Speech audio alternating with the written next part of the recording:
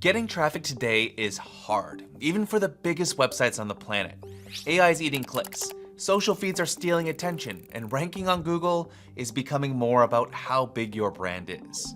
But that doesn't mean news sites are doomed. There are still a handful of tactics that can drive traffic and grow your brand, even if you're starting from zero.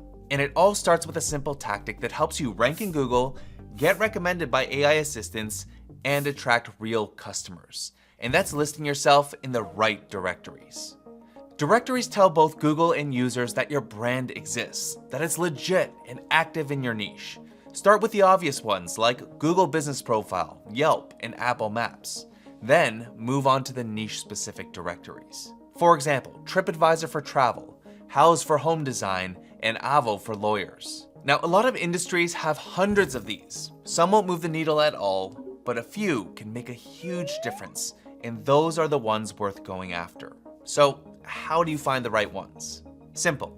Look at what's already working for your competitors. Just enter your domain in Ahrefs Site Explorer and then go to the link intersect tool. Add a few of your search competitors and run the report. You'll instantly get a list of sites that are linking to your competitors, but not to you.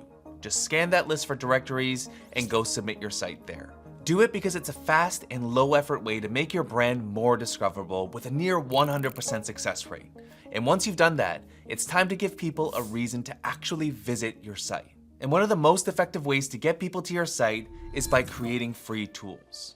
Free tools are inherently useful. They attract backlinks naturally, and they're still amazing traffic generators despite the rise of AI assistants. You see, AI overviews usually show up when someone wants to learn something, and our research shows that when an AI overview appears in search results, clicks to the top ranking page drop by around 35%. But when you search for a tool like a mortgage calculator, a list randomizer, or a backlink checker, there's no AI overview, so the clicks are still going to the website. To build one yourself, you only need to do two things. First, find a data-backed idea. Just open a keyword research tool like Ahrefs Keywords Explorer, enter a few broad keywords related to your niche, then head over to the matching terms report. Then use the include filter and add modifiers like calculator, checker, converter, and other words that might surface free tools in Google search. Hit apply, and you'll find some great keywords to go after. For example, if you run an auto repair or parts shop, you might want to make an engine displacement calculator which has solid search demand, it's genuinely helpful, and it's easy to build. You can hire a developer or just use ChatGPT, which can spin up simple tools in minutes. Once it's live, follow the steps in our SEO for Beginners course to start building backlinks to your tool and ranking it to the top of Google. But here's the thing, if you don't give those visitors a reason to come back, that traffic's gone the second they close the tab and they ain't coming back. That's why the next tactic is all about ownership. Go and build your own email list. Email lists are one of the smartest things you can build today because every platform you rely on, search, YouTube, social, they all run on algorithms. And as we've all seen, those algorithms can change overnight and wipe out businesses that over-relied on them. But your email list, that's yours. It's the one traffic source where you can type some keys, click a send button, and drive repeat visits to your site. Not just your site, but to your YouTube videos, your social platforms, and even sponsors if you choose to monetize later. And getting email subscribers works perfectly with free tools. For example, if you have a mortgage calculator, you can offer lead magnets like a first-time buyer's course or checklists. And that helps you qualify visitors so you can send them new content, products, or updates that actually help them take the next step in their journey. And the best part is that it's free to start. Tools like MailChimp or ConvertKit have starter plans that take just minutes to set up. Giving people the option to stay connected means you're getting more out of every visitor because once someone leaves your site, there's a good chance they'll never come back. And the few who do subscribe and receive value may become your most loyal fans. And that's kind of where marketing is heading today. It's not just about ranking or ads or viral posts anymore. It's about building a community of people who actually care about what you do. That's why creators are thriving, because they're building audiences built on relationships. And there are already places online that help you do exactly that while driving traffic back to your site, like forums and Reddit. These are some of the most underrated traffic sources out there because they're where your ideal audience already hangs out and asks for help. And when you consistently show up with genuinely helpful answers, people start recognizing your name and you get associated with credibility. And while 1, 10, or even 20 posts might not make a massive difference, remember that visibility compounds. So pick a niche forum or subreddit where your audience lives and contribute consistently. Try to answer new posts before they get crowded because early replies often stay pinned near the top for years. Now, posting on every new thread can be time-consuming, and there's no guarantee those posts will ever gain any traction. So another thing you can do is to post on threads that are already getting traffic from Google because you know that views will be consistent. To do that, go to Ahrefs Site Explorer and enter reddit.com or your niche forum's domain. Then head over to the Organic Keywords report, which shows all keywords that they rank for in Google.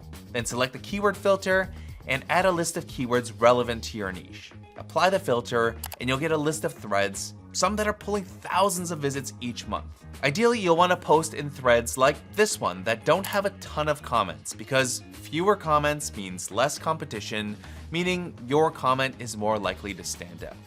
You may not see immediate revenue growth, but all that community work does one thing that most marketers underestimate. It builds trust. And trust gives you access to other creators, to brands, to audiences that already have the attention you're trying to earn, which can be super helpful with the next tactic, sweat equity partnerships. This is where you trade your time, skills, or expertise in exchange for access to someone else's audience. You're trading value for value. For example, you might offer to design free graphics or contribute content they can use. They get value, you get exposure. Or you might create a co-branded tool.